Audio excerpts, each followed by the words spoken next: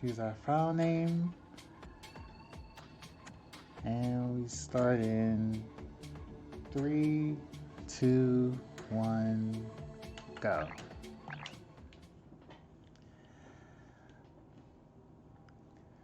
So the story of this game, there's an astronaut who's on a mission, who's calling into mission control. He sees a planet that's along the route that's on his patrol route. He gets a request to actually to go and look and see what's going on, because it's a research facility.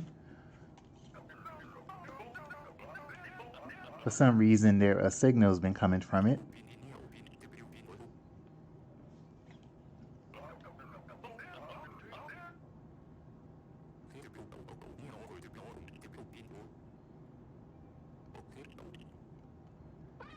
Unfortunately, what I believed is his pet cat, which he took on the mission,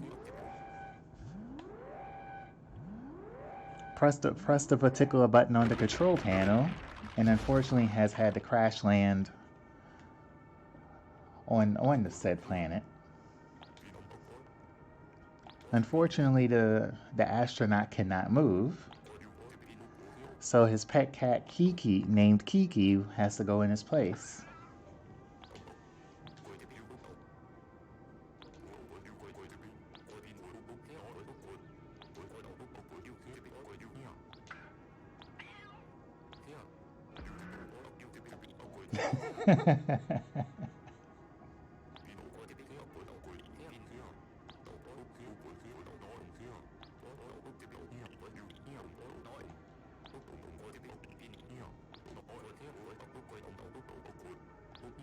So there's a radio collar on Kiki somewhere that allows the astronaut to survey what's going on wherever Kiki happens to go. And of course, unfortunately, Kiki comes to a first obstacle, because no cat wants to get wet. But unfortunately, it's the only way to go.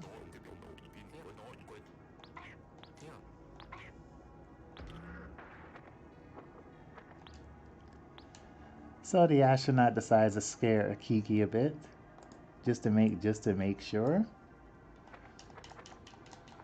that Kiki decides to have a bit of nerves of steel.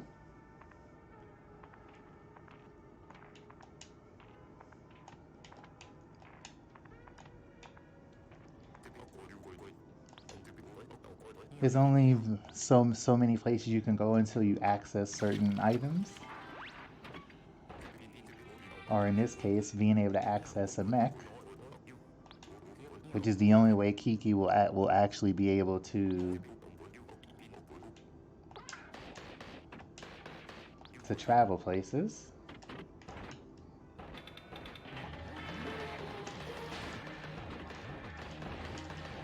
You start off with a very low amount of health, but you'll see health kits along the way if you find them.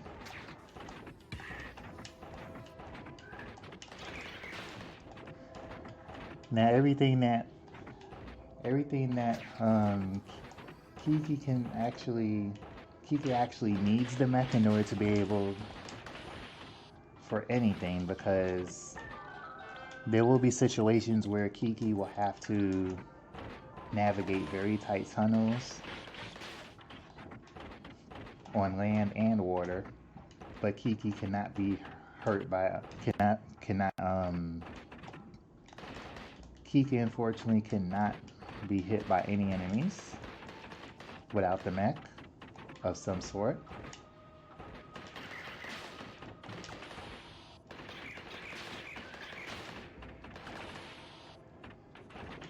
There are small save points like this everywhere, so that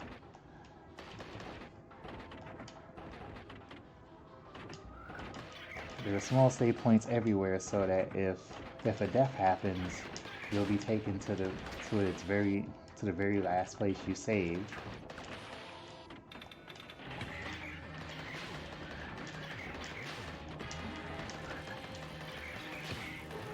You'll see a lot of these locked areas throughout the course of the game,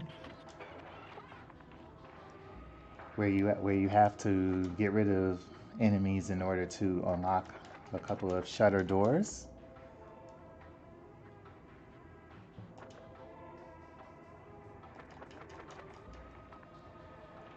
There's also a lot of very tight areas where only Kiki can go through.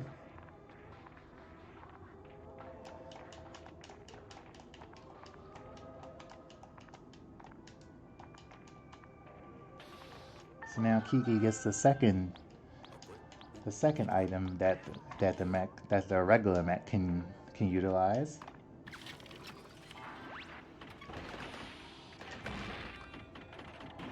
You have access to unlimited missiles, but it does have a cooldown before you can use them again.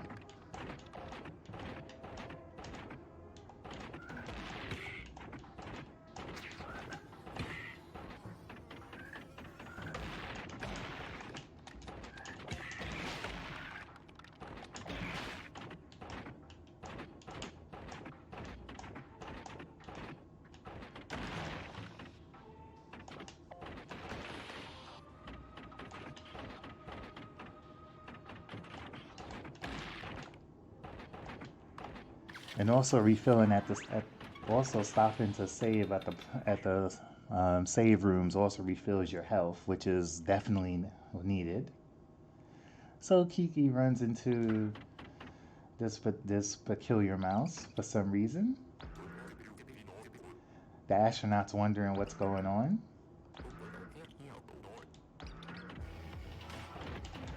And for some reason, this mouse has donned some sort of suit.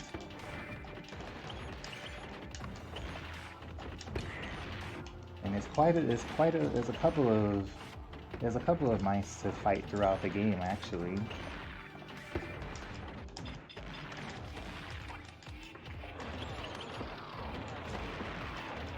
All in various suits. Some sort of robotic invention.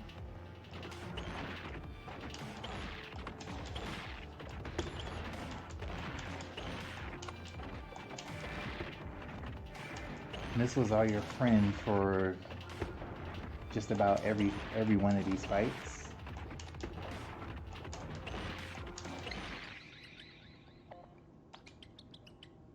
Ouch. I mean, squeak?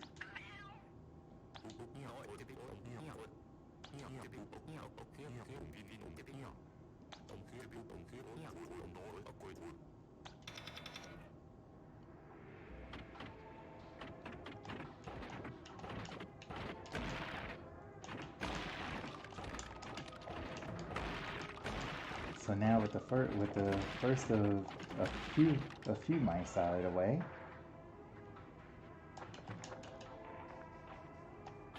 get another useful health kit module.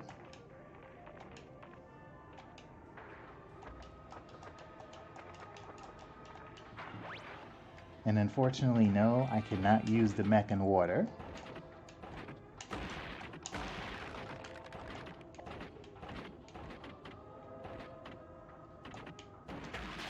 Just because it'll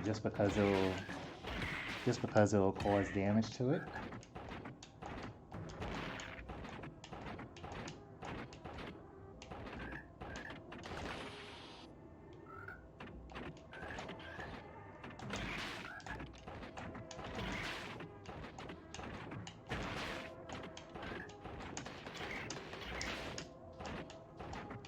But there is a submarine that will be used once I reach certain areas.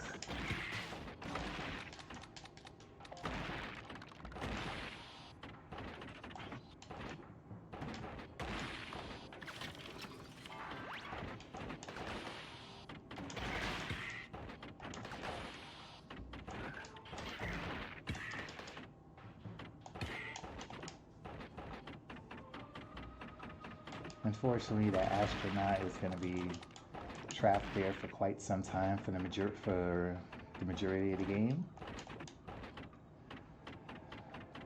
that panel that you saw actually showcases some of the story of what's actually going on the planet.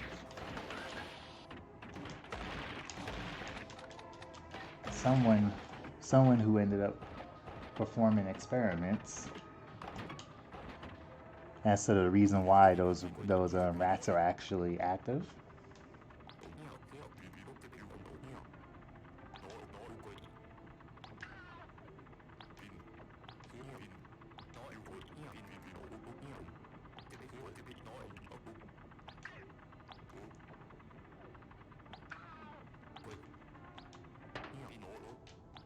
So the Nexus that I'm in now serves as a hub, and this particular section would take me to the laboratory, but there's issues going on that I need to clear out 3 areas.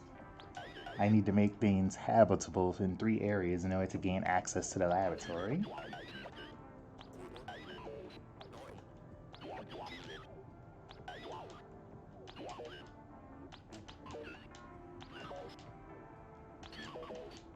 The aqueduct, the heating core, and the ventilation system has issues.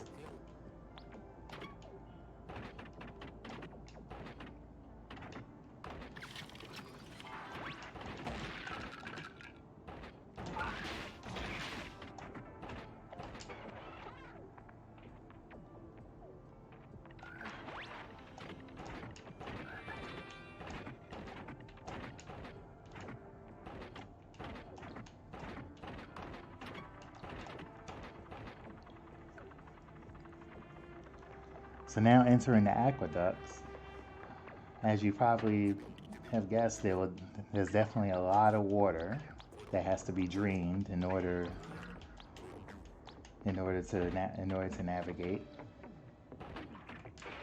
So unfortunately, since the regular mech can't be used, for some reason there happens to be a submarine mech.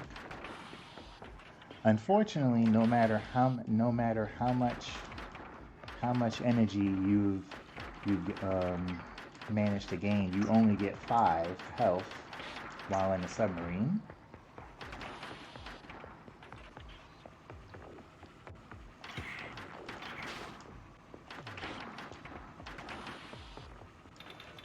And you also don't have access to any missiles while you're in the submarine.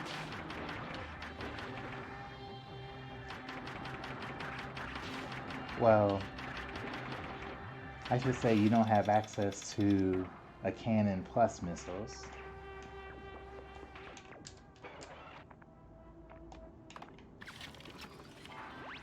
But anytime that you don't have access to your regular mech, as soon as you're at a save point that's above water, you'll automatically have access to your regular mech again.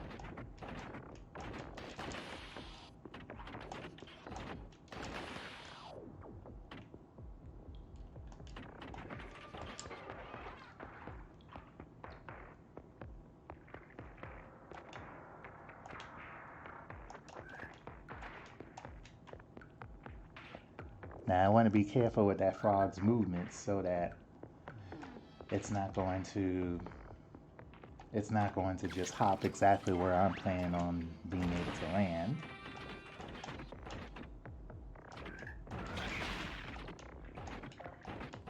Since unfortunately, when I'm not in the mech itself, I can't take any hits.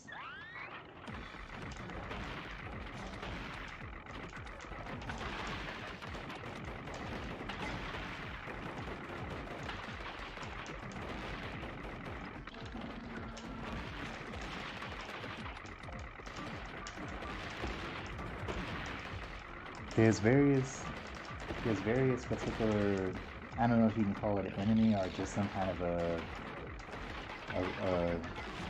room that just has you trapped in to fight something. When fighting certain mechanical machines like this,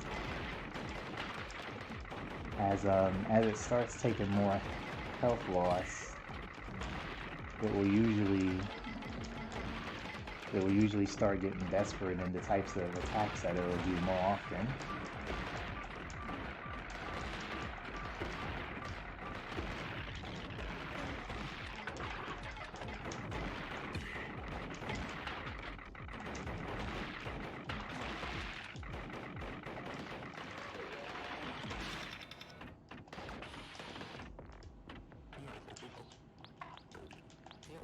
Now there are three water levels that actually have to be dreamed, all by usage of a treadmill that only Kiki can use. How fortunate that it's just small enough to be a treadmill, a cat-sized treadmill.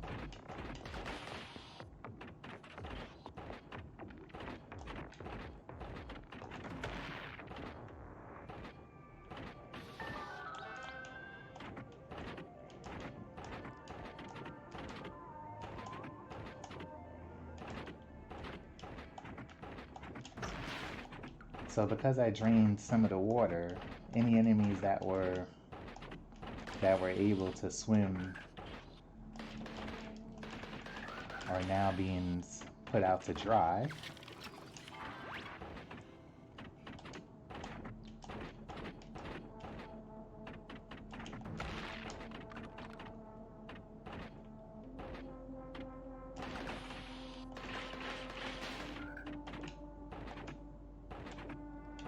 So now I need to make my way back to a certain room so I can go towards the second level of water that has to be drained.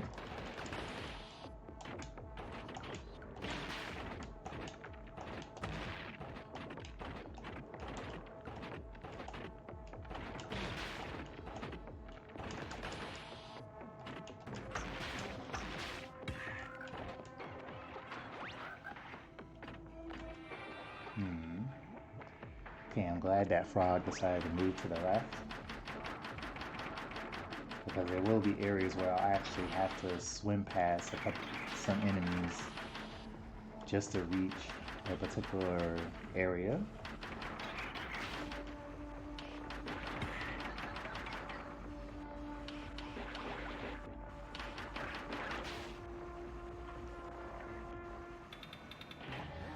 In some of these rooms that you're being trapped in until the shutter doors open, a lot of the times the game will be presenting you some new enemies that you have yet to encounter up until said room.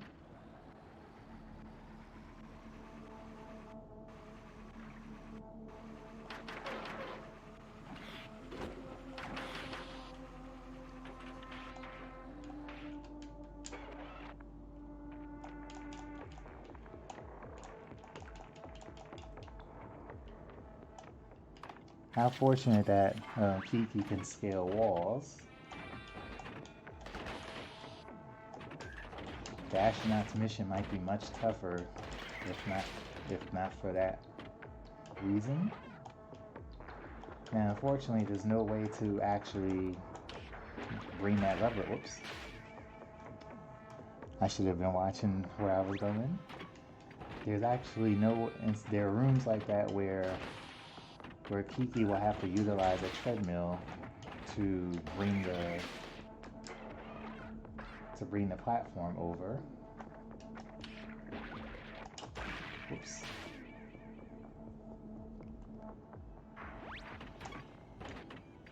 Kiki will have to utilize a treadmill to bring the platform over.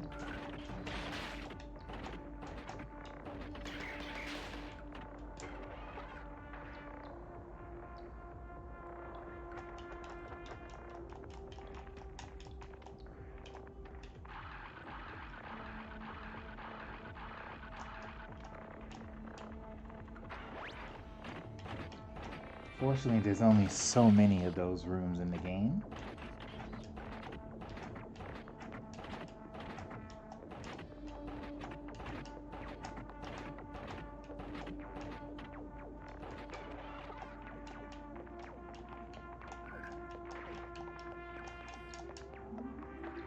But the amount of areas that Kiki will have to spend outside of the safety of the mech that's being used will happen quite often.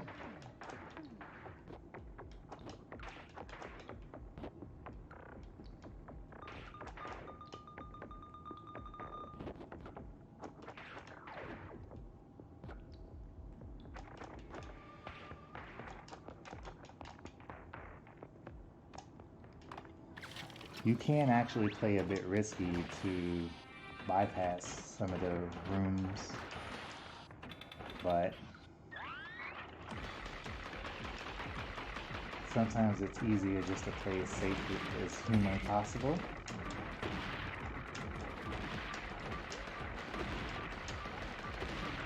Especially when you're not in the mech.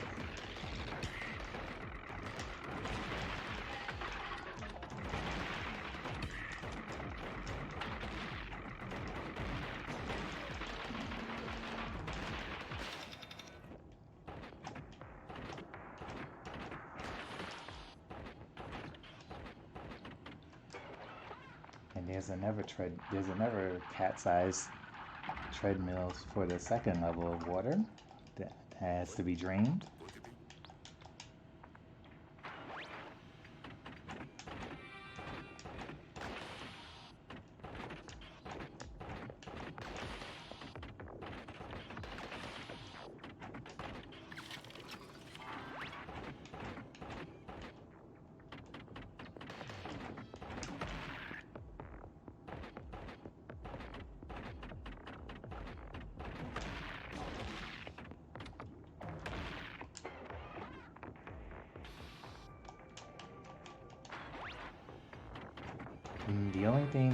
The only thing that actually does is change is just give you a different color palette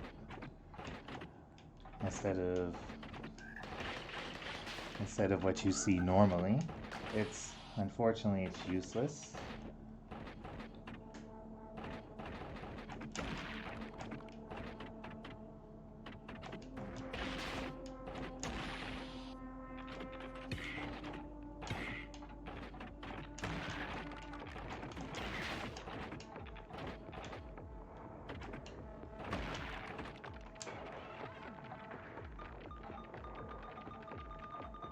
Ooh.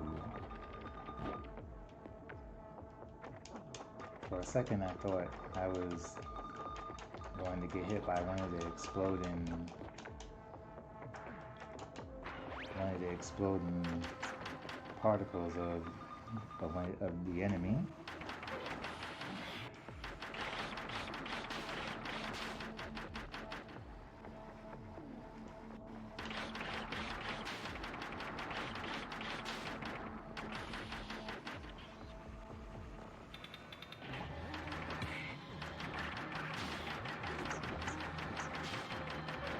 It's a good thing there's a checkpoint room coming soon, just because of the next particular boss that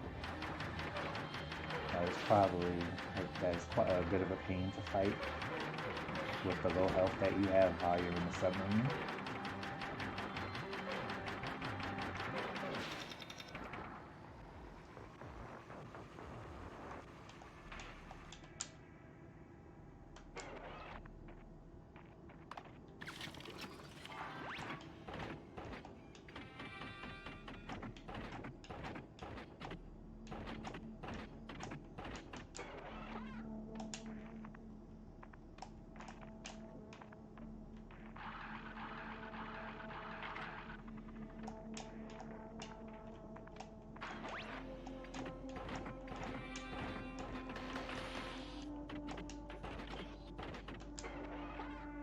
There's another unfortunate area where you have to use the treadmill to bring something across, just so you can actually use your mech.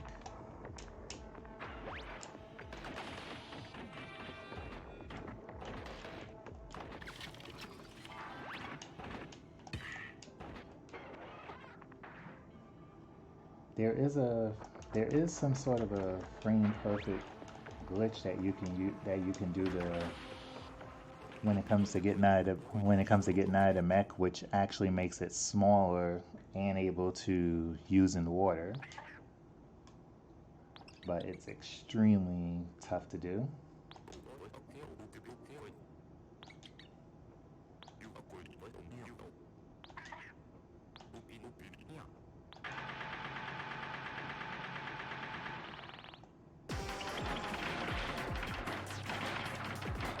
So now we have a battle against either possibly another mouse or maybe possibly the same mouse.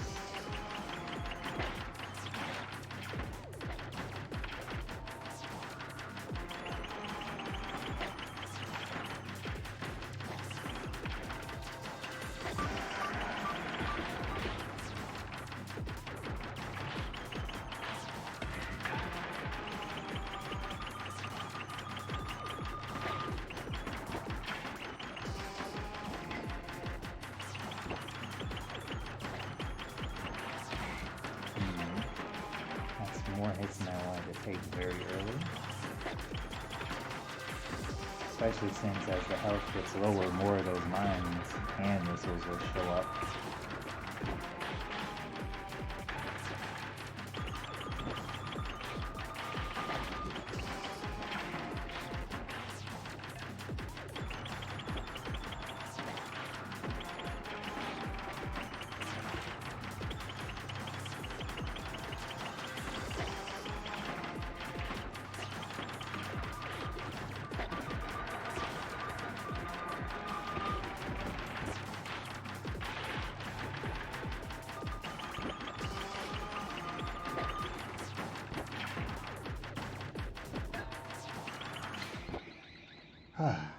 That was scary.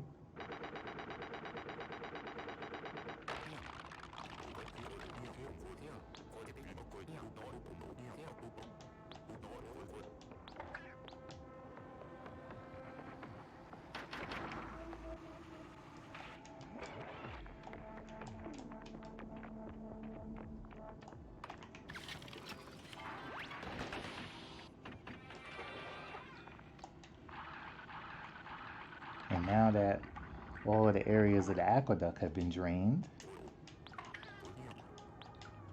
now we can go back to the Nexus area.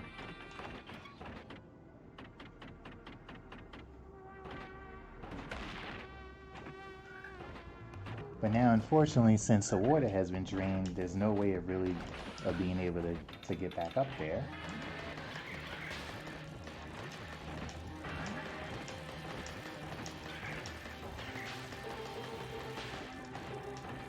So you can probably guess what upgrade might come next.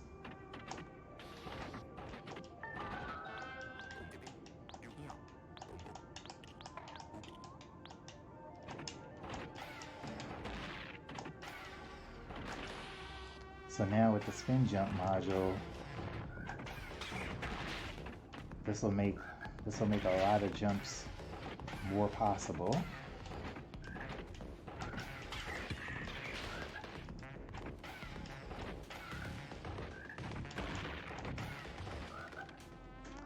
That would Placid Phoenix. This is probably the closest you'll get to it, actually.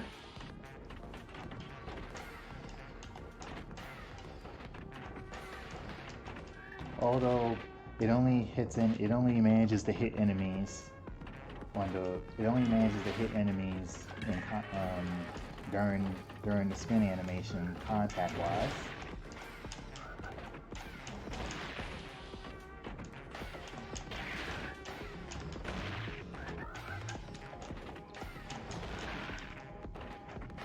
Also, in conjunction with the missile, you can actually, if timed right during the spin jump, you can actually give yourself a small boost.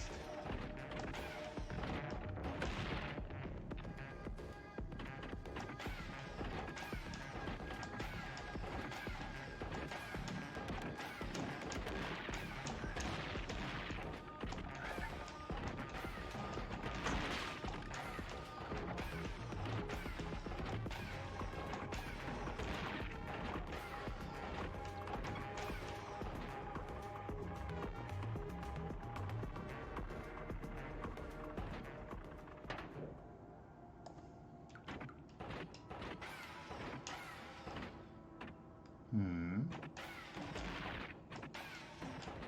Yeah, I don't remember if there was... I don't remember if there was anything useful.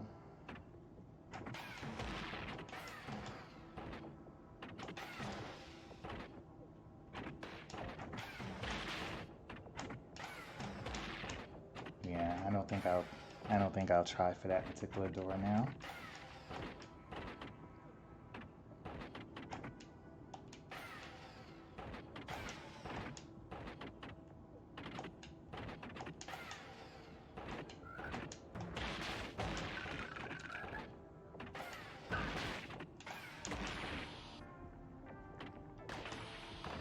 So now on to the next area after coming across the nexus. Now for the heater core, it's extremely hot and you can only survive while being in the mech.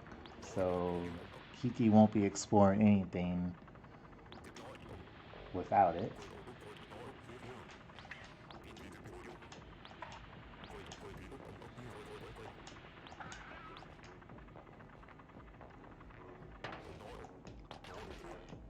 So you have to do something about the massive amount of heat that's inside in order to be able to traverse it safely.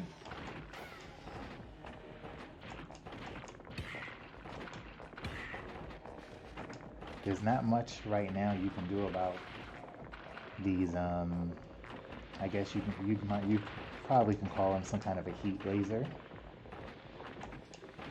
You don't have a reliable way of bypassing them. Not even with your morph attack.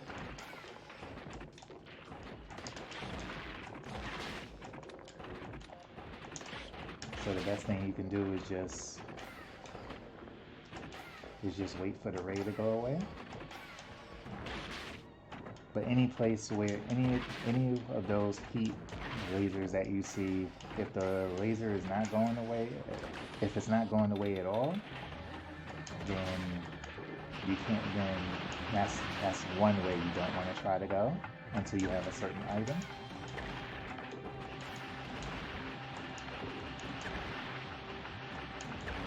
Now these odd enemies, when they're using the flamethrower, your missiles or any shots won't actually harm them at all. So you'll have to wait for their attack to stop, or try to hit them from above or behind.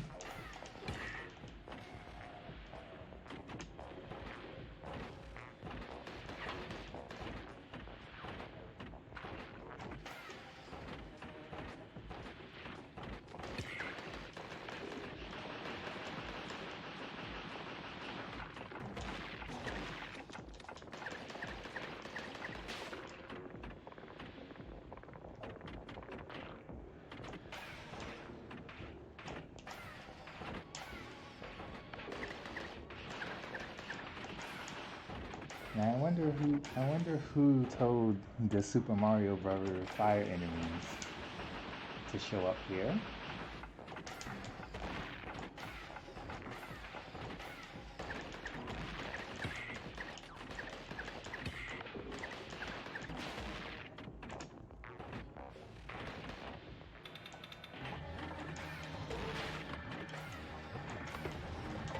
So here's another new minor enemy that we'll run into now.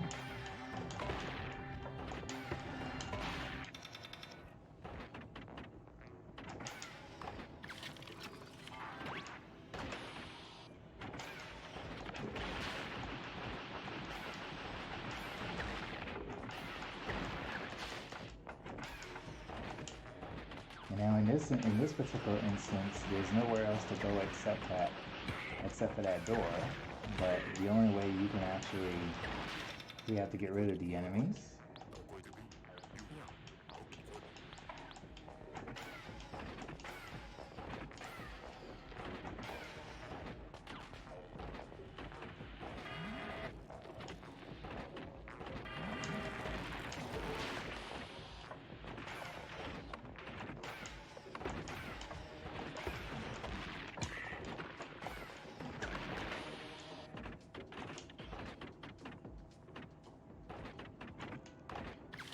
Okay, I'm glad I did remember to go left before going down, because there's no way of getting back up there. So now we're up to the first heater core.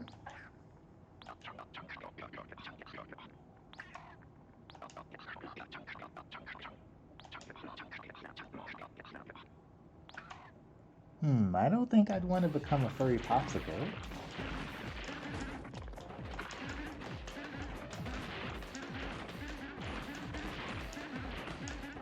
So these particular, we'll be fighting 2 of these enemies.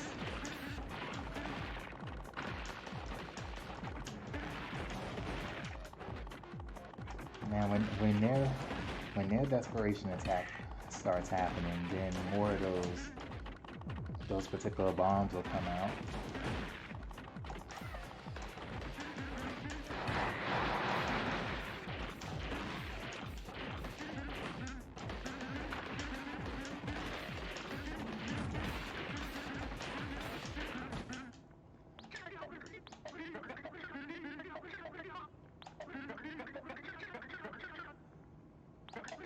Plenty of RGLove in this area.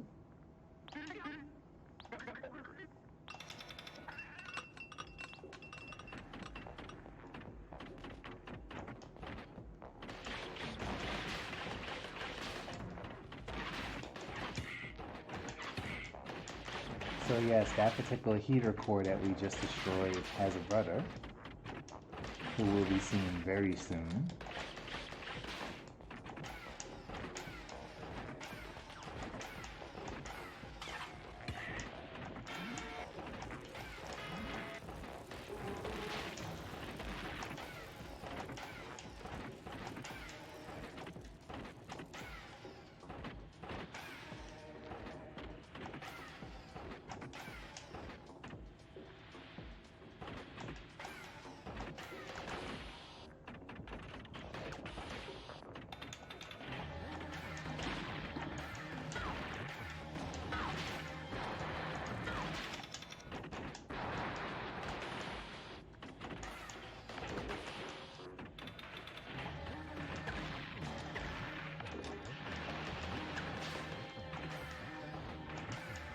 Now those heater cores, even though they look like they would be the major bosses of the area, or the reason for this immense heat, they definitely like the immense heat, but they're just a part of the problem.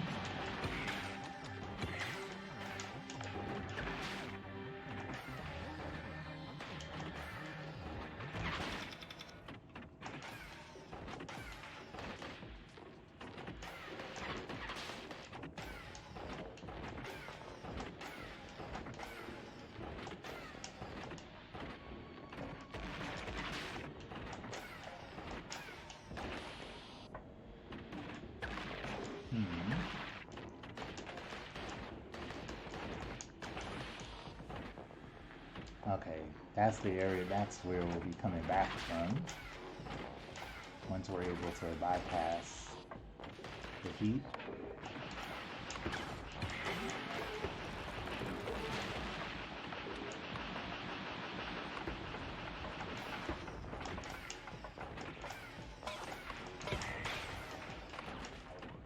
Phew! I did not think I was going to make it to a never save room.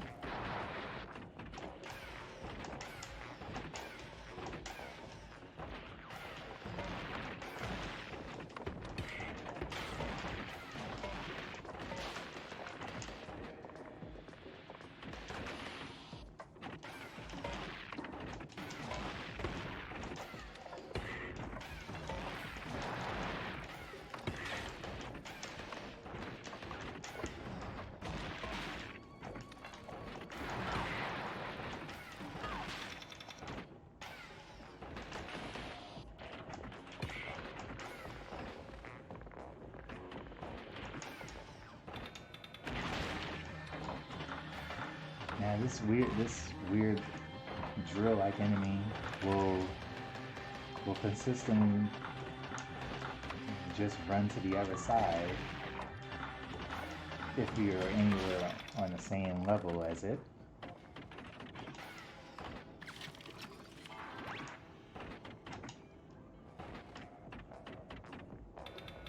So now we run into the second heater core.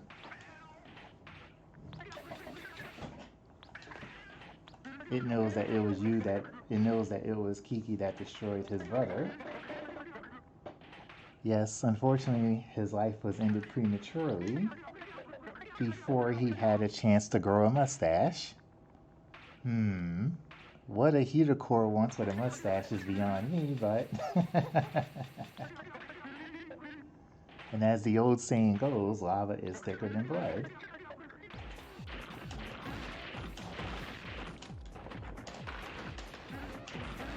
So the only real difference between this and the last heater core is now there's a small pool of lava that will put, that you don't want to jump into, but that's not really that much of a threat. And also with good timing, you can actually knock some of the grenades that the heater core spits out. Even though as far as I'm aware, it doesn't do any extra hits on it, but I would have to ask someone about that.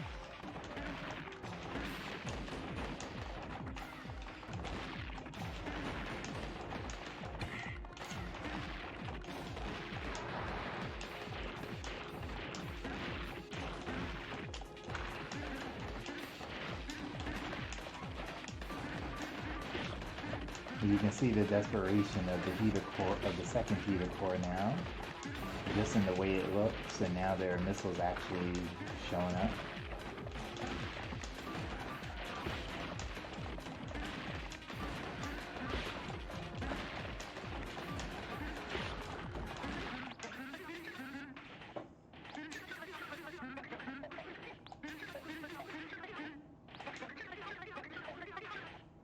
My mustache will live on forever.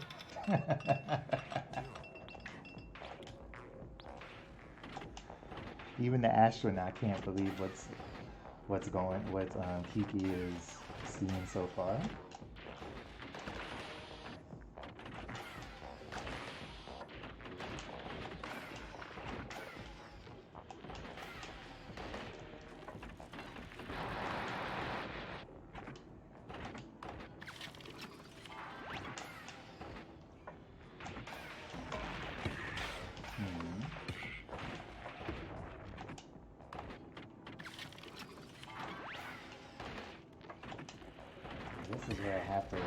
This is where I have to try to remember that I'm going the right way. Because there is a specific item I need. Now I have a phase module, which is why I need to go back.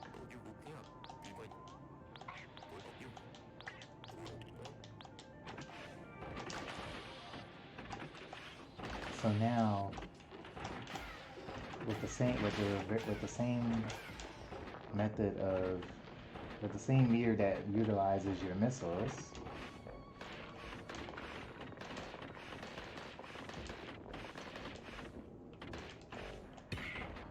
you can quickly phase through.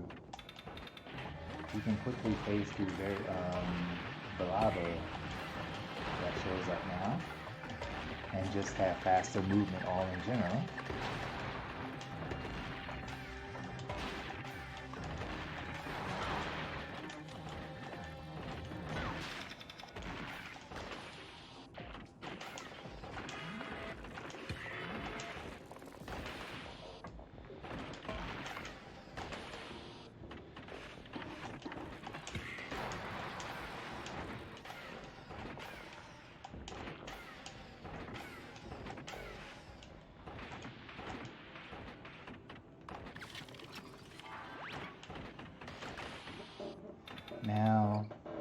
Now we run into our good mouse friend again.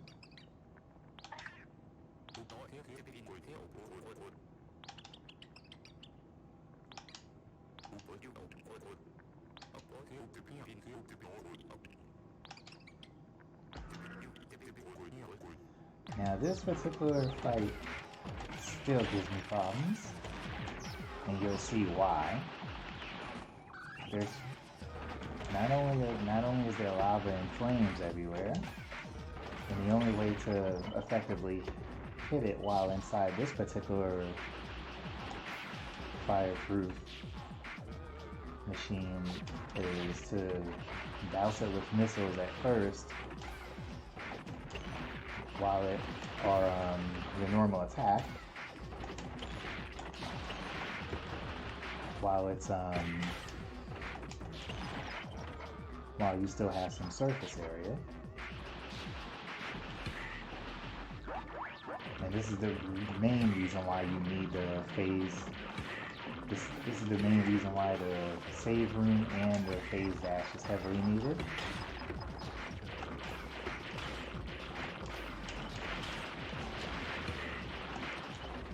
So I can this is definitely going to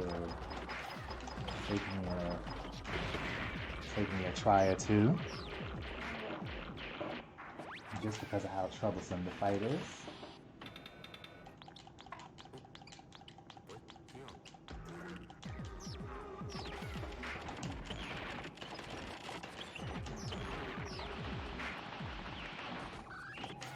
Even with the phase dash, and even with the phase module and dash, it's still very easy. For some reason, it doesn't always work as intended, or maybe it's just my lack of understanding of how it works.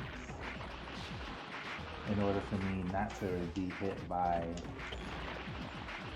the flames, at least when I'm trying to dash through certain attacks.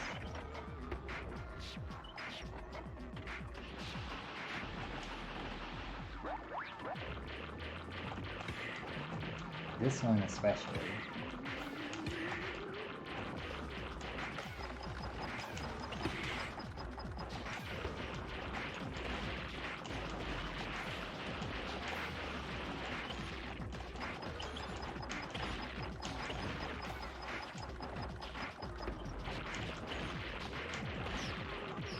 After a certain amount of health is taken, now you actually have access to the floor.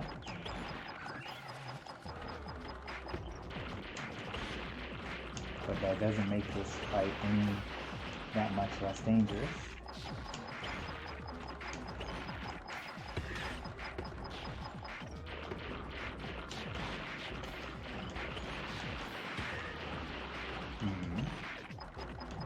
That's a lot more health than I wanted to lose.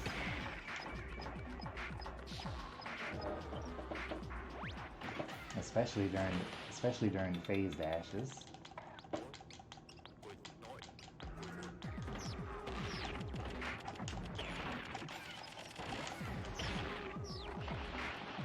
This is probably the one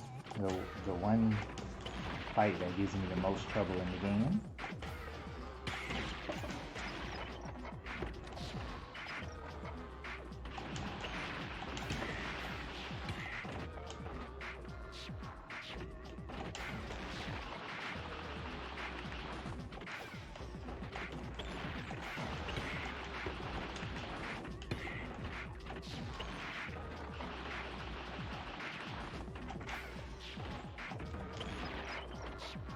And as much as I would like to take off as much health as possible, I need all of the health I can get.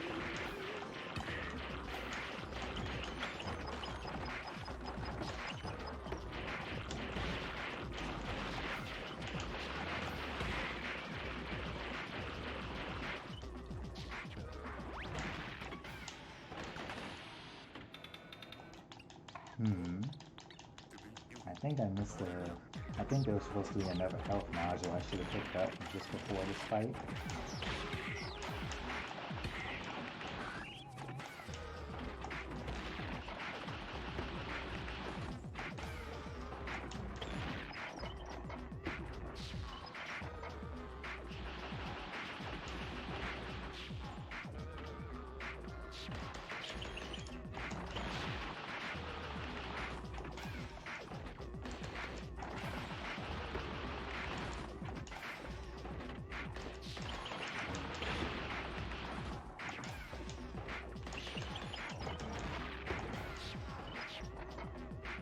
It's too bad the regular blaster weapon isn't all that effective.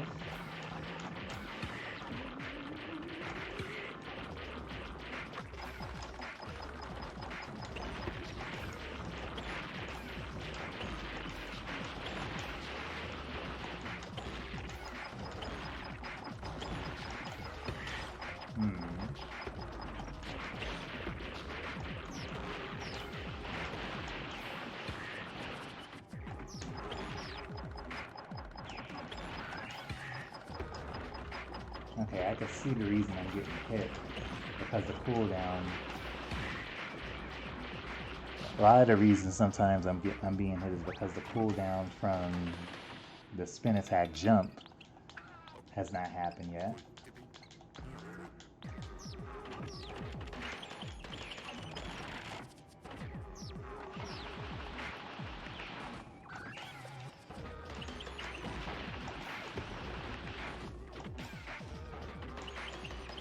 And then there's other times I'm not even when the cooldown is okay, I still manage to get hit by the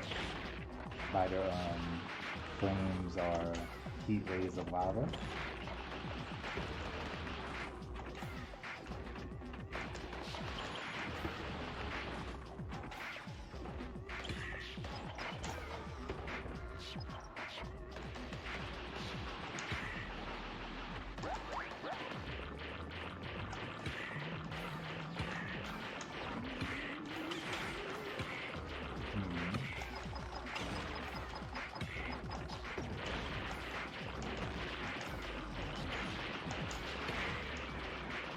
That's very odd.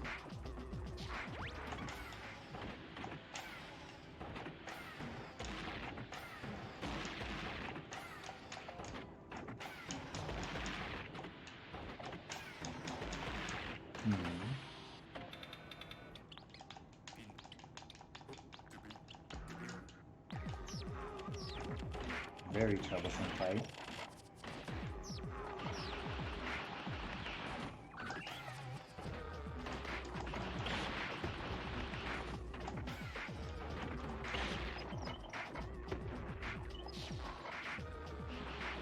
If I was able to survive the going towards the floor phase with a decent amount of health, and then it will be much easier to survive the rest of the fight.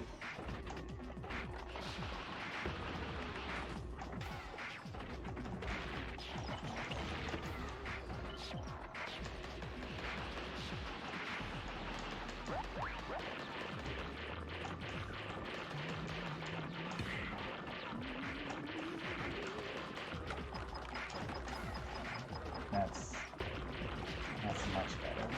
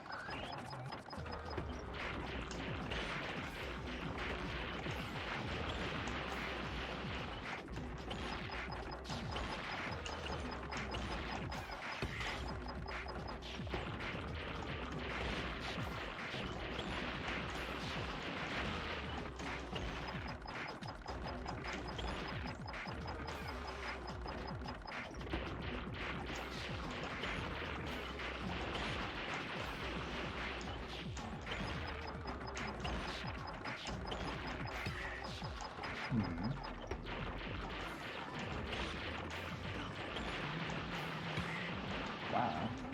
Didn't expect that.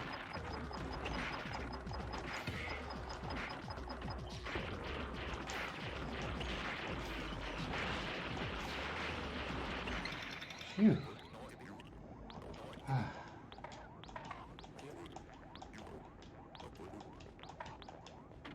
So now with that mouse finally out of the way, now the major reason for the heating cores are these tubes. So now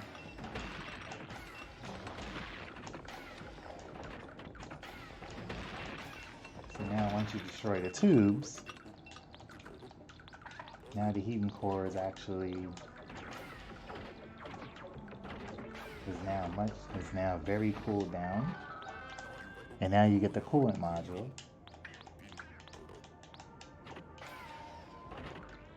Which now will actually let you fire off 3 rockets before needing a cooldown.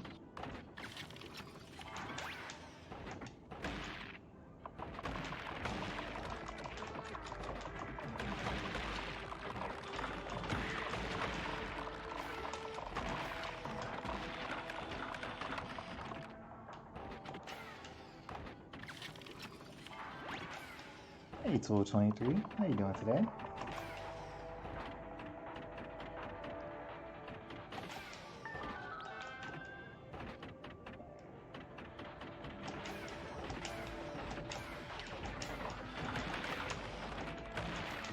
So now that we're done with this particular area, now we have the long trek to get back to the Nexus.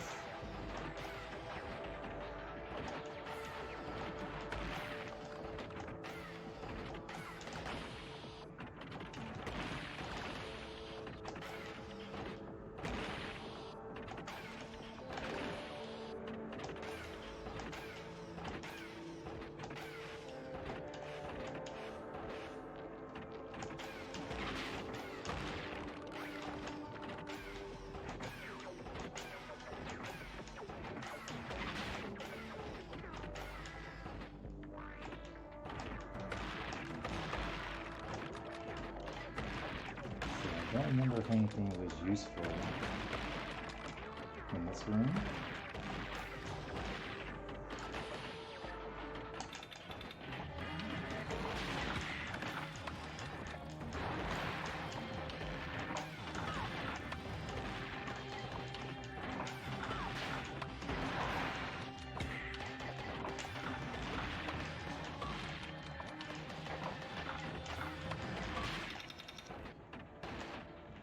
Ah, there was. This was the health. This was the extra health I really wanted for the boss fight.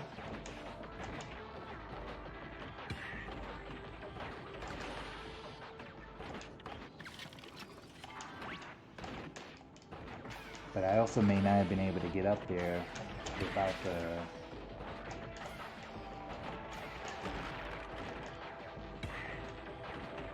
the extra, without the coolant module.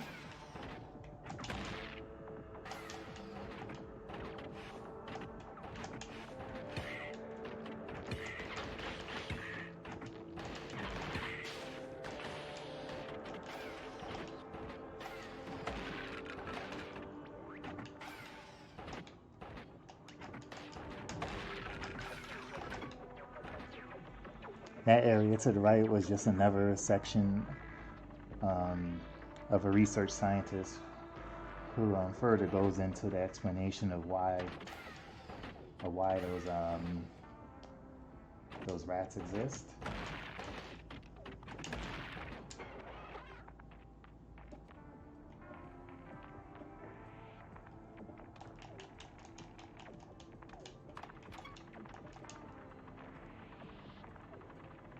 So now on to the third area.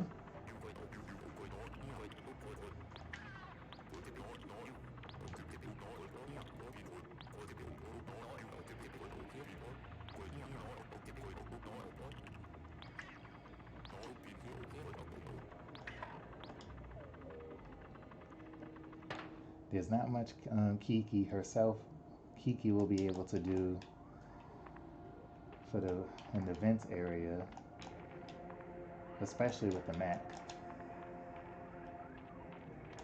So unfortunately, Kiki will have to dodge any enemies. Whoops. Or that happens.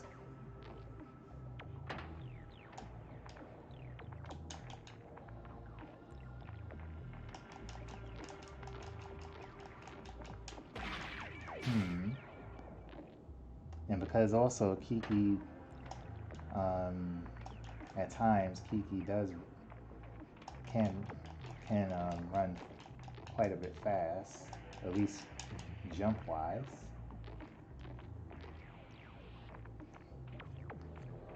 So there's areas, all the area that you see the steam come out of, there has to be a button pressed in order to stop it in some of those cases.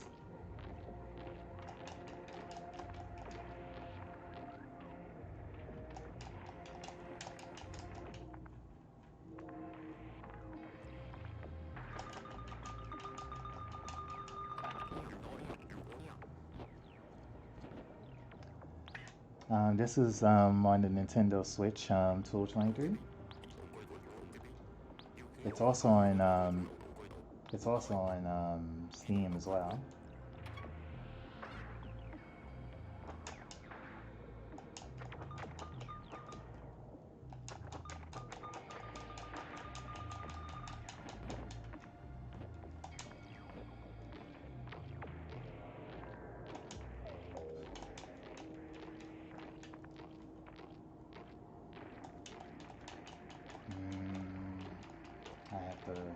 I have to wait those particular enemies out just to be able to get into the narrow vent.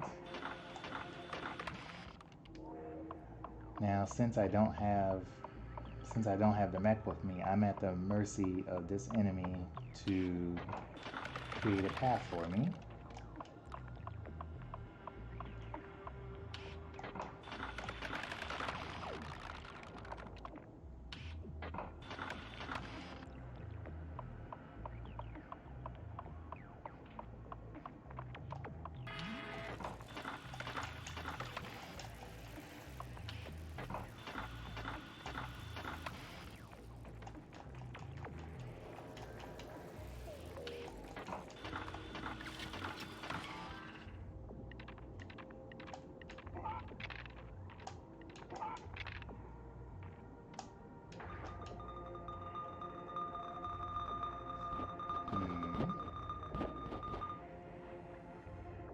Very troublesome areas.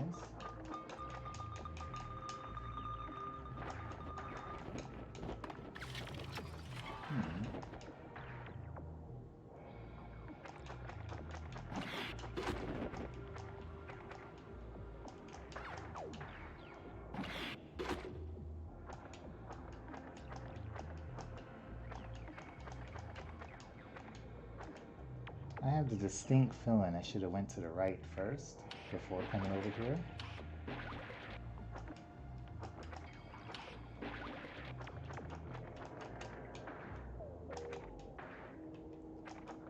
Now, who doesn't love very, very tight spaces filled with enemies to somehow swim past, or spikes to deal with as well?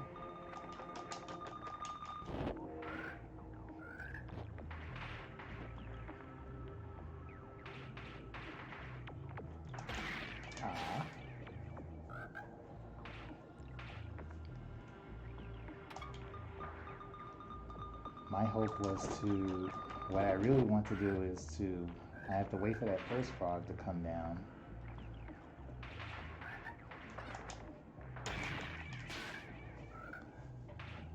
Slide off of the right wall. Just slightly.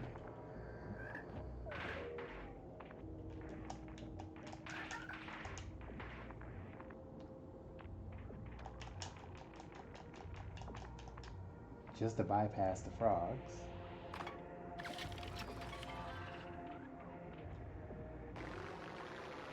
So Kiki drops down here, and for some reason, there's that pesky mouse again. Only except this time,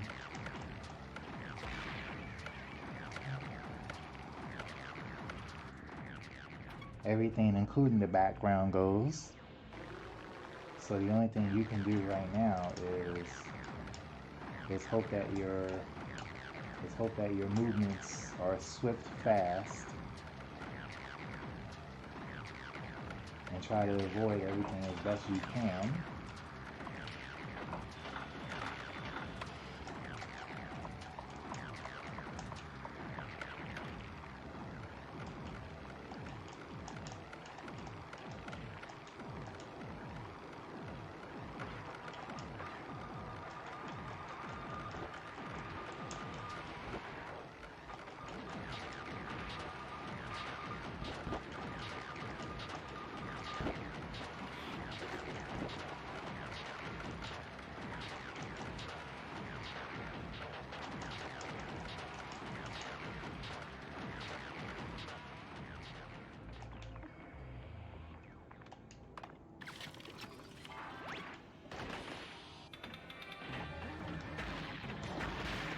unfortunately, once you've escaped that particular predicament, now you get to have a small amount of normal action with your mech before having to rely without it again.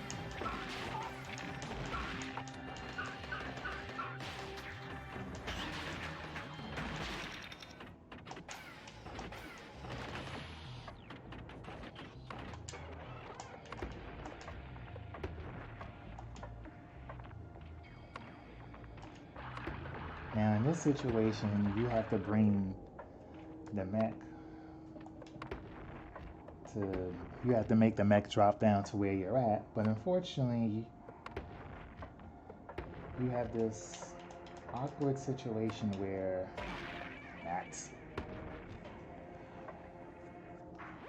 you have that awkward situation where you have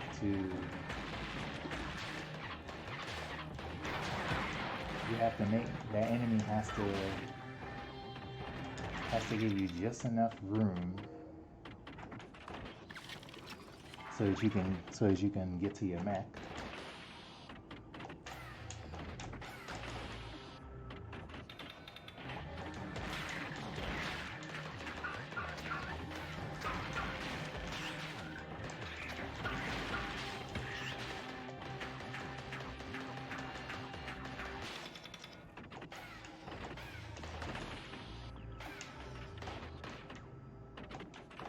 The good thing about this is if you clear out a room, you can go back and save, so that if a death happens, you shouldn't have to have forced encounters like that again.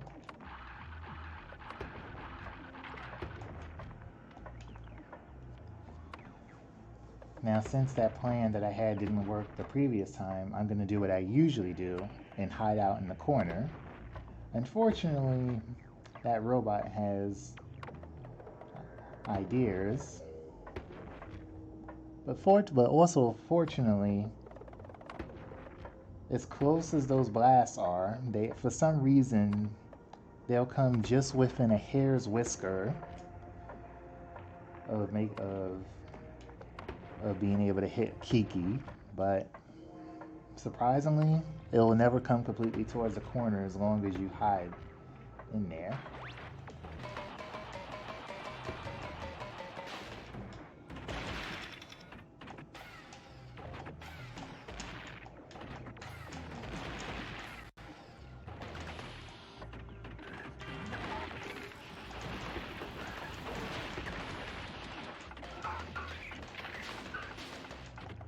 You could also try to be daring and somehow try to actually sneak past the robot when possible, but that might prove to be fatal.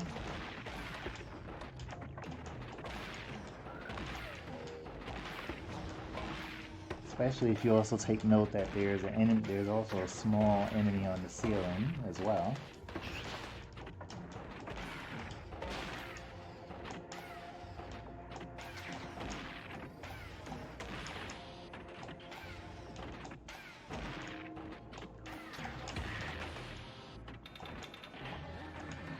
That's one of the few areas where being able to launch yourself with the spin jump along with the missile can definitely help.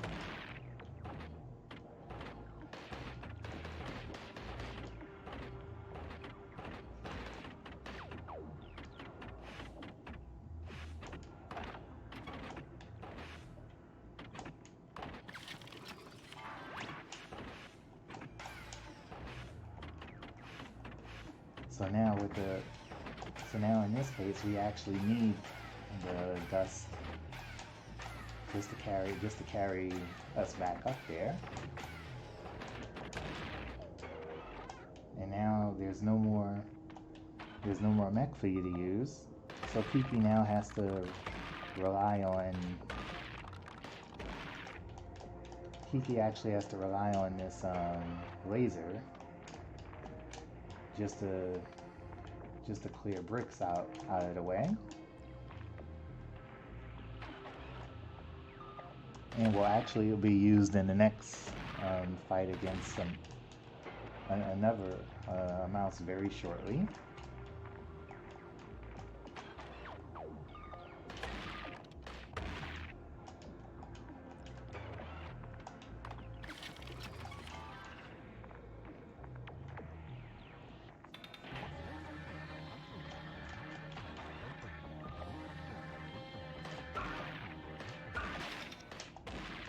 Fortunately, the lasers that you utilize along the walls have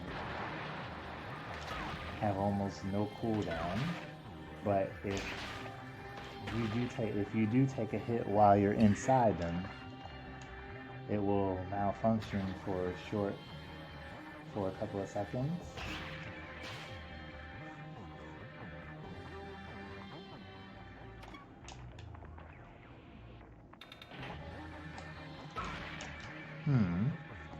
Kiki was supposed to climb the wall.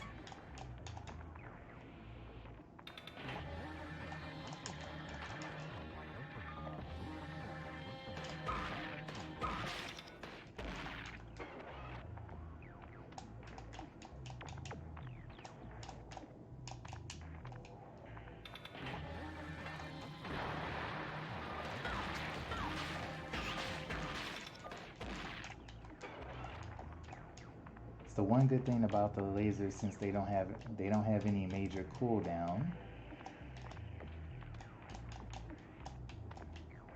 it's fine for being able to clear rooms with smaller enemies, but not so effective against this next mouse boss fight that you're about to see.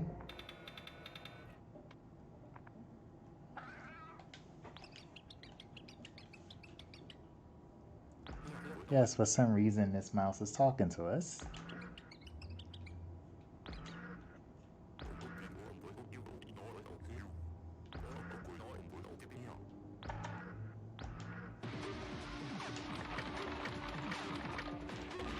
So in this particular fight, since you don't have your mech, you have to rely on those lasers.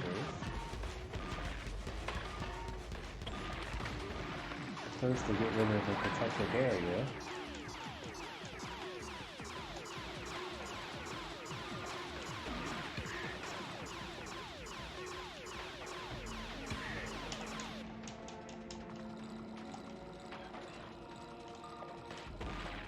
Once you get rid of the small protective barrier of the shield, then you'll be able to inflict some hits on it.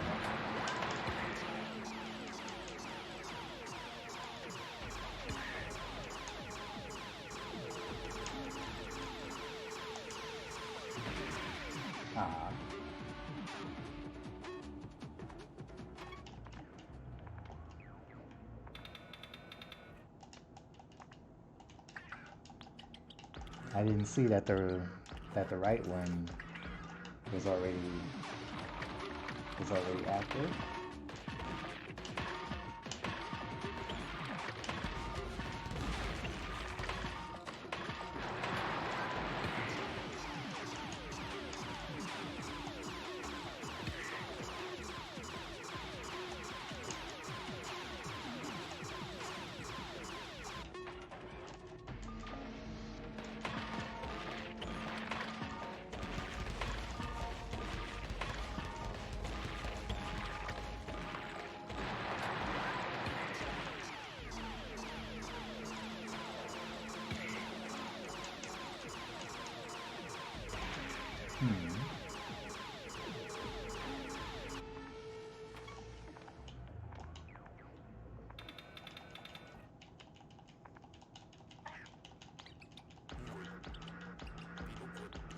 The only bad part about this fight is just not being able to outrun the laser in time, and you actually have to utilize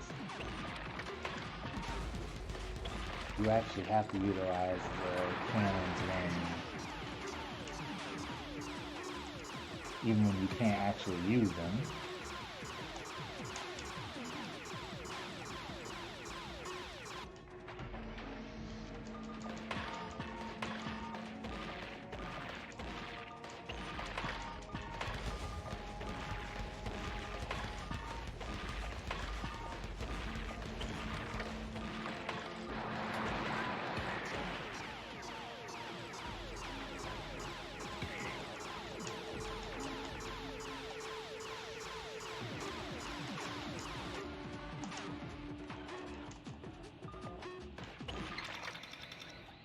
Unfortunately, it only takes so many hits while you're in those cannons.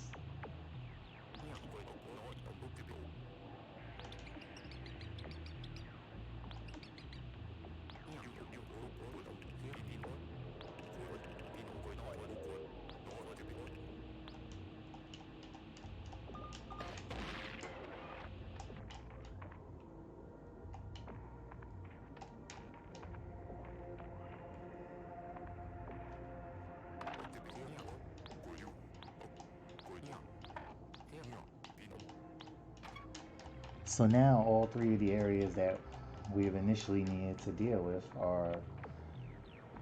have finally been. Now the laboratory will finally be accessible. So now we have to head back to the Nexus.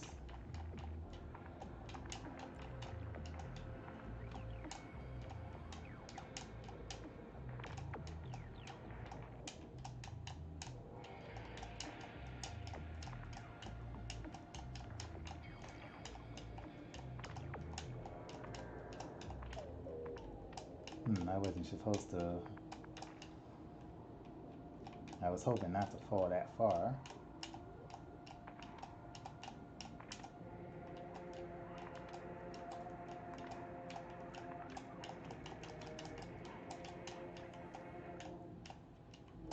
Because the draft you're getting from these vents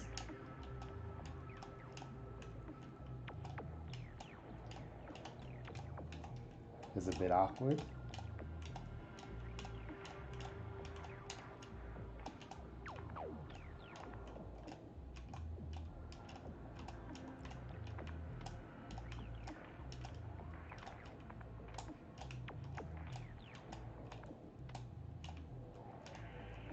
Because in order to get the highest elevation from them, you need not to be hitting anything on your way up.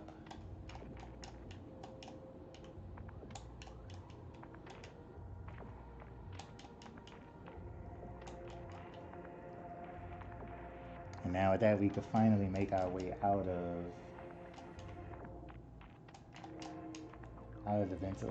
the vent area.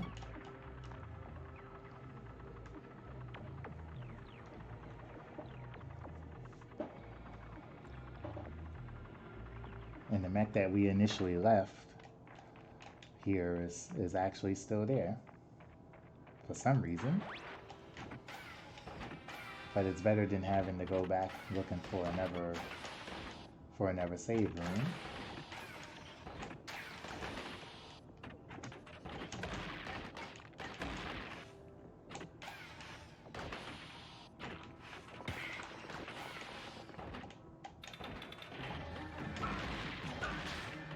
Yeah, the only reason for going here is I believe there's another health kit module. Might also have it for the end game.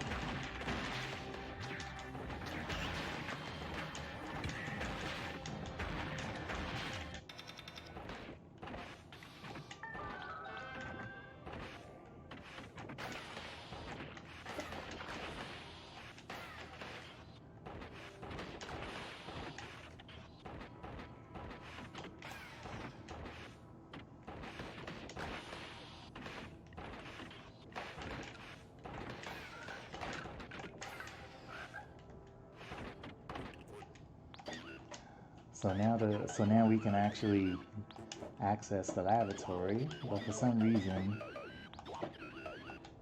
all the hazards have been cleared, but now we need a passcode.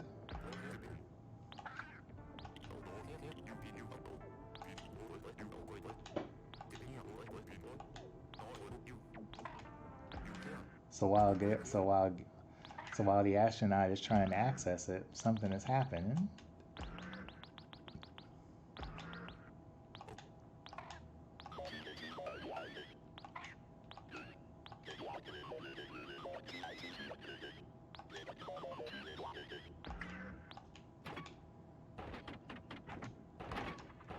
So since the astronaut's not there anymore, now you have to go back to the beginning of where you crash landed to get the decoder in order to reach the laboratory.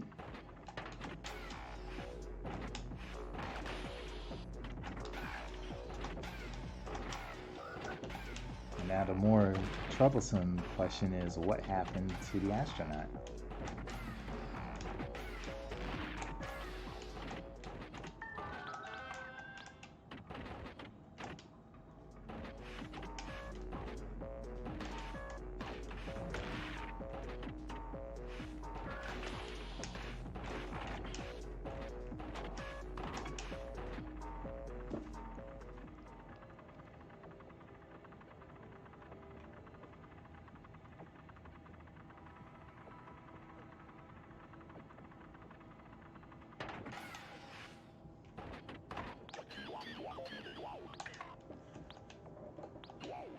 And the password just happens to be meow. For some reason.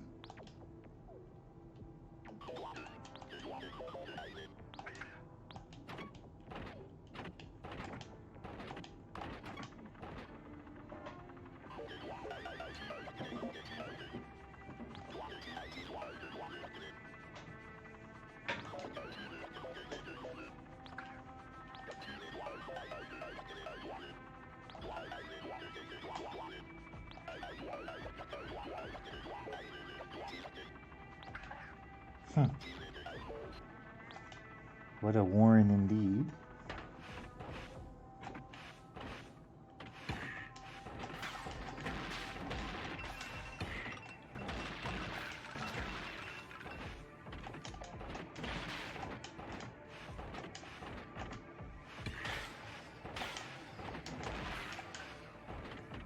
Now there's just tons of enemies in these tubes. In various rooms, some of them will break free anyway.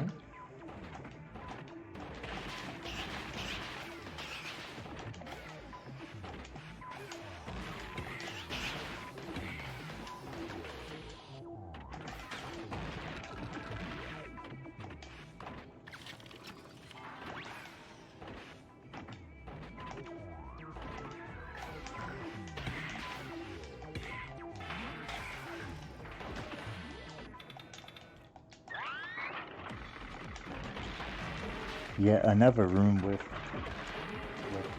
closed shutters.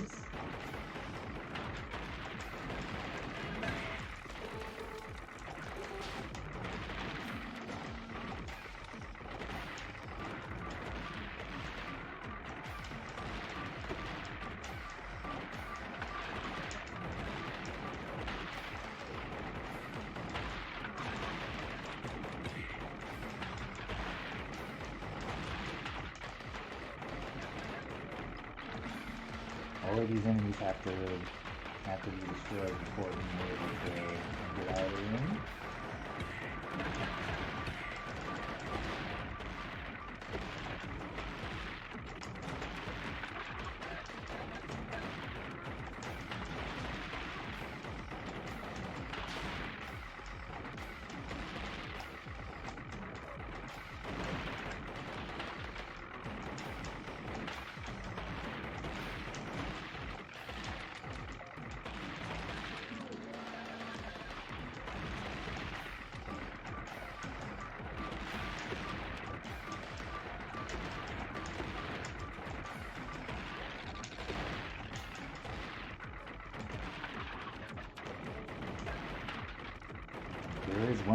There is one more small enemy in the room that I have to get rid of as well, and it's the drill enemy.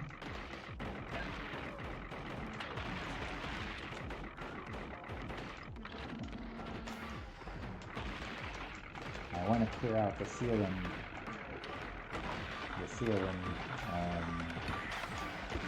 enemies first before dealing with the drill if necessary.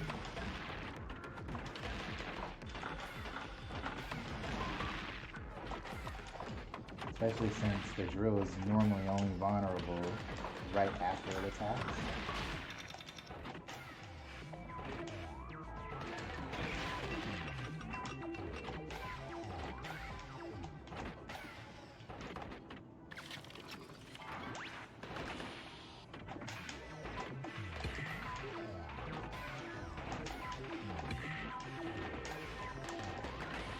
Thank goodness for the phase module that was applied earlier.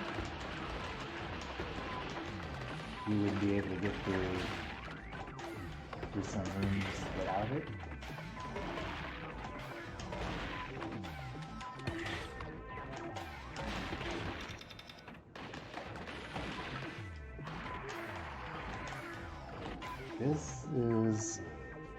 This is probably one of the worst normal rooms in the game.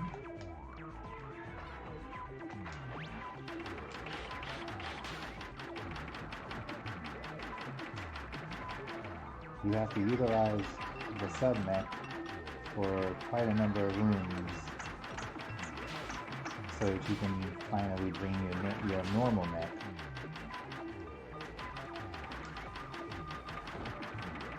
down, further down.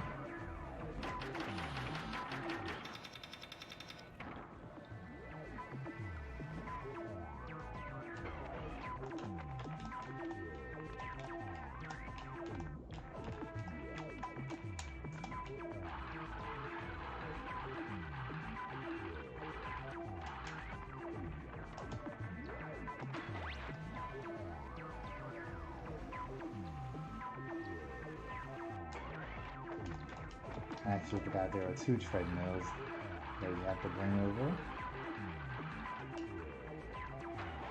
Fortunately, all you have to do is just walk into it. It's a good thing you don't have to jump, because you wouldn't be able to survive the hit from the spikes.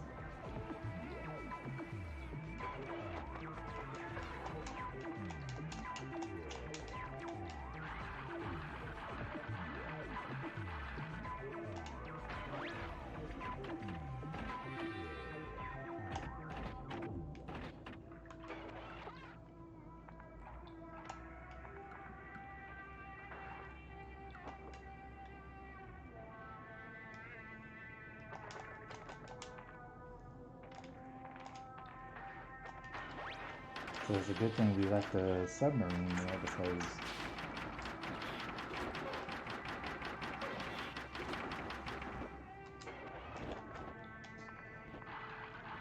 you can actually get down here without using the submarine,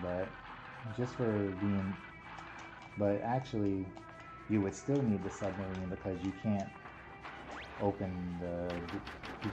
gain access to the next room shutter-wise without destroying these enemies.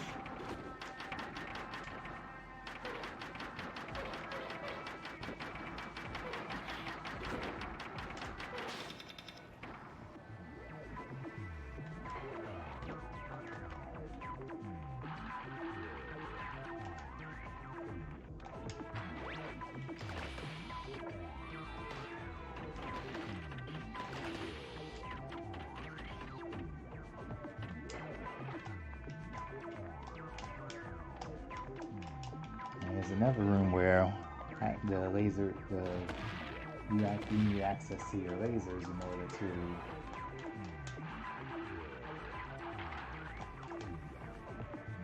order to get the mech where it needs to be.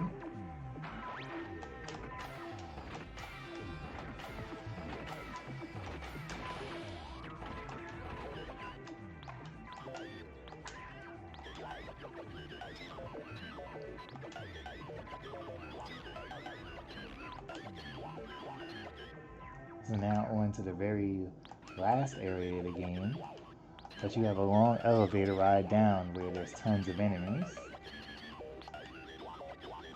So even the PC warns you that if you want to continue, go ahead. But this is basically the point of no return.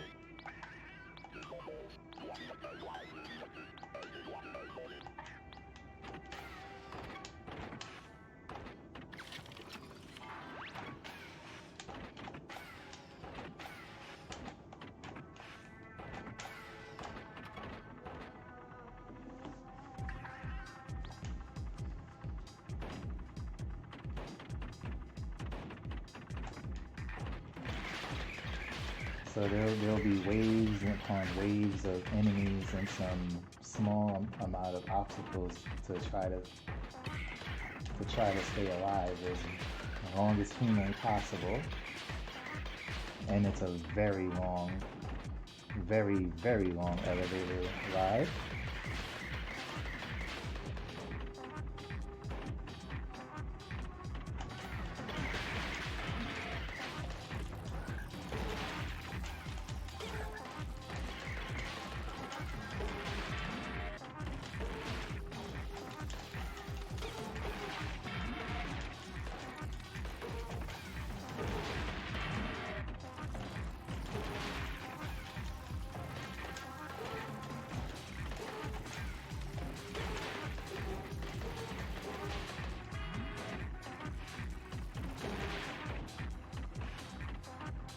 So if it wasn't for the phase module that we received earlier, this would definitely be a point of no return. Because no matter how much health you do manage to obtain, you would never be able to dodge whatever those are coming from the sides, while trying to fight other enemies as well.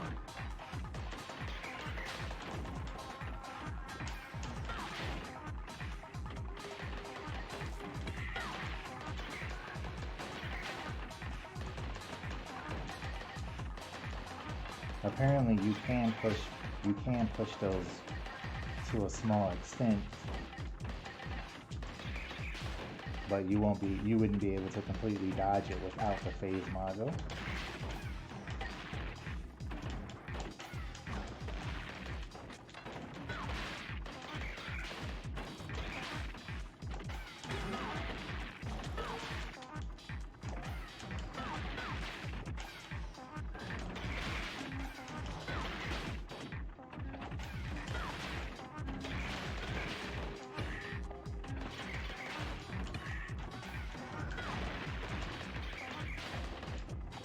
Reaching this point of the elevator is actually okay, because you're not too far from the bottom.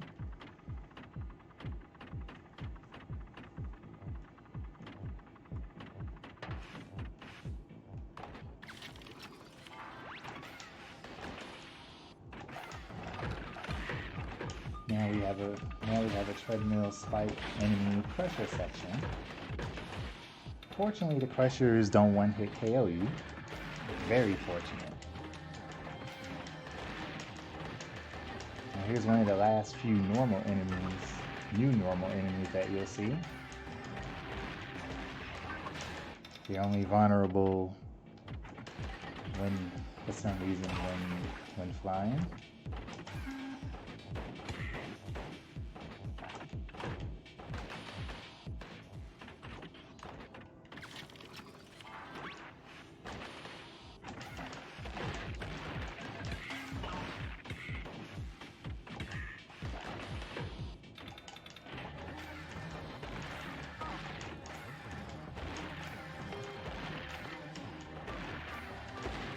For some reason, I like this particular robot. It takes the time to actually load itself with a missile, just so it can have the pleasure of being able to fire it at you.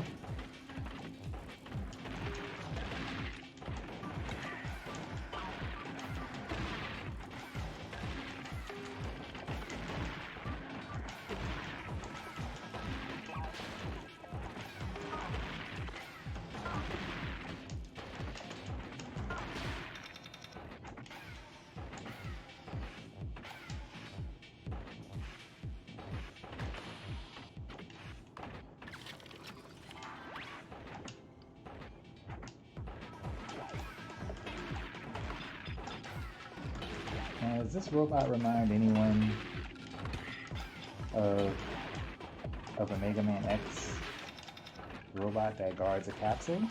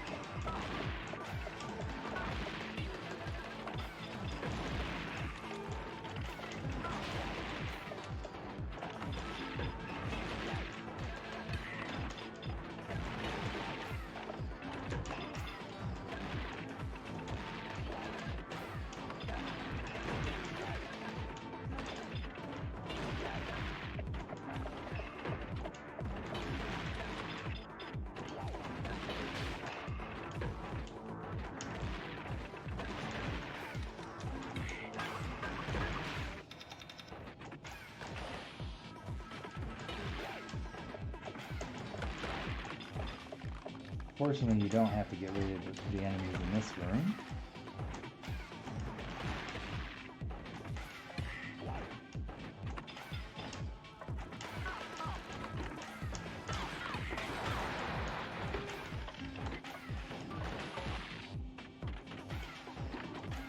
But you definitely need to in this room.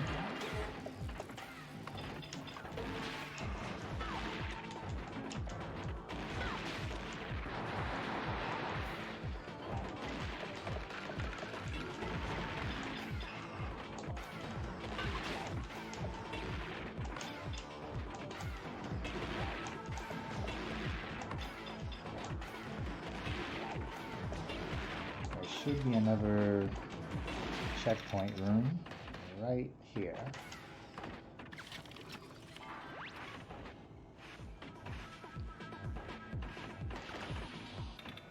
So now we come to the end, to near the end of the game at last.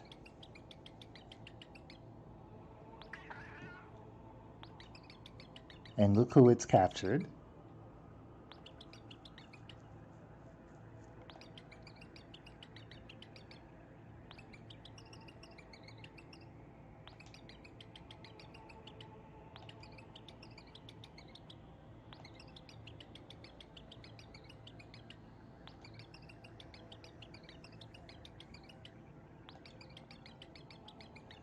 Yes, there was actually a scientist who had a pet dog named Barkley who's very sick, who's in a status tube that you see your owner astronaut is currently residing in, but also has something to do with experiments for the reasons why this rat is talking.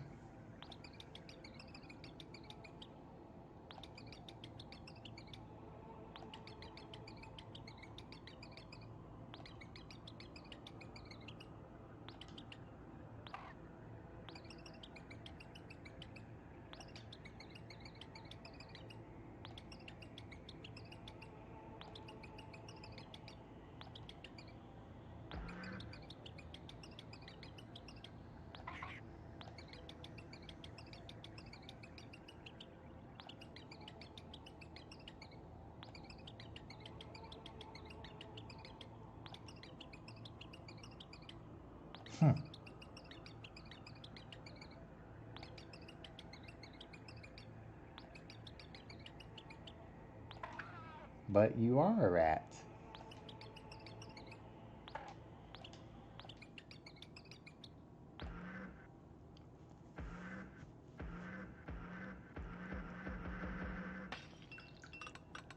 So now the rat subconsciousness is now in your humanoid master. So he's no longer himself now.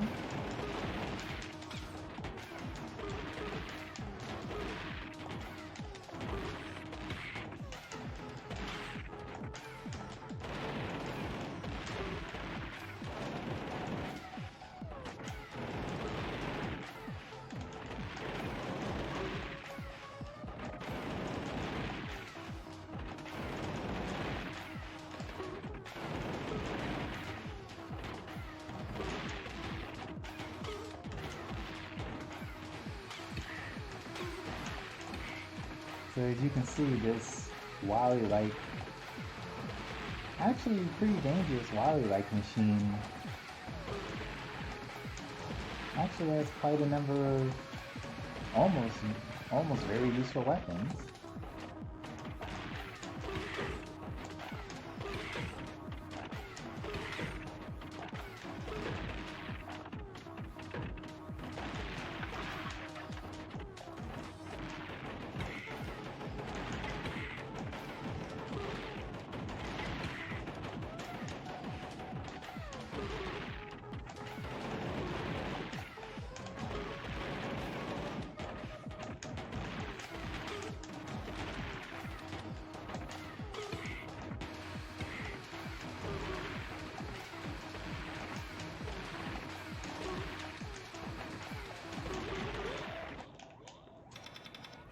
So now that you've gotten rid of the first phase, there's poor old Barkley.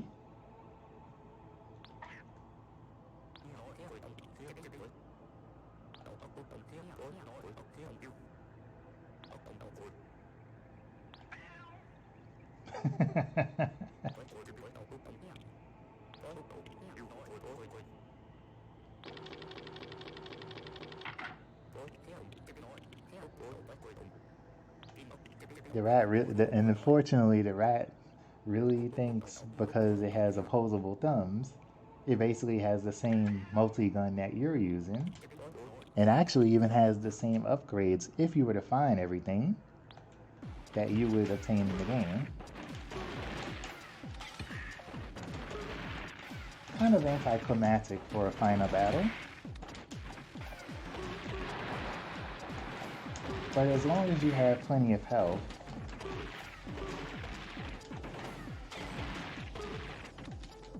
it's a very easy anticlimactic battle.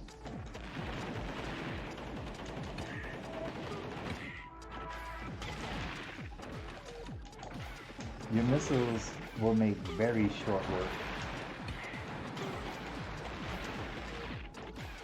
of your former astronaut.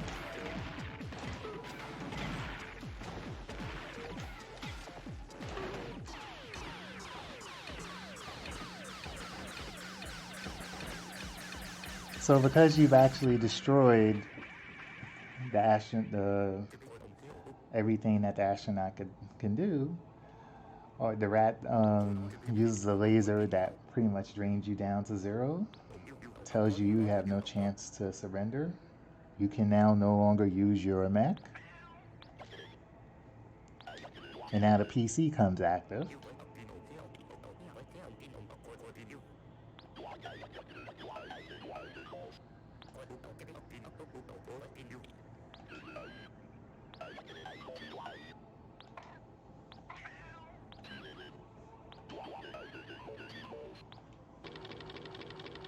The PC releases the tube that Barkley was in, and Barkley can somehow sense that this particular person is not who it's really supposed to be.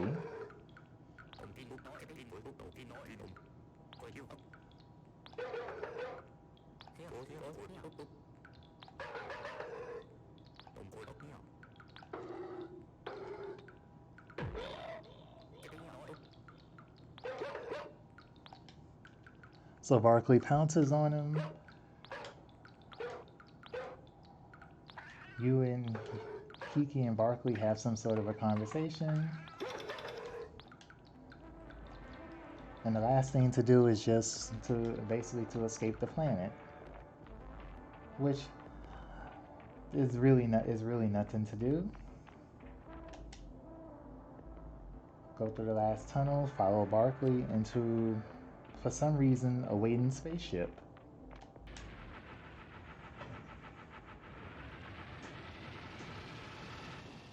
And that is GG. So that's gato roboto. Basically all that happens is the mission is complete. If you were to go back into the same save, all it shows is that you and Barkley are along the ship, and for some reason there's a stowaway mouse. But who does that particular mouse happen to be? I guess I'll show you.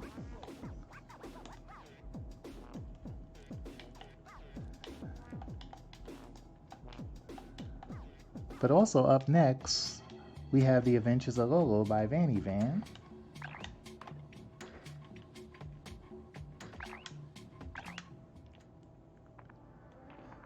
So just before Vanny Van goes up, we show you the inside of the ship. There's Barkley.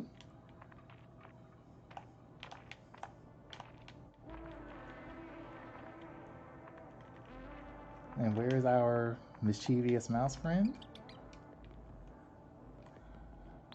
It's the former astronaut that before the mouse actually took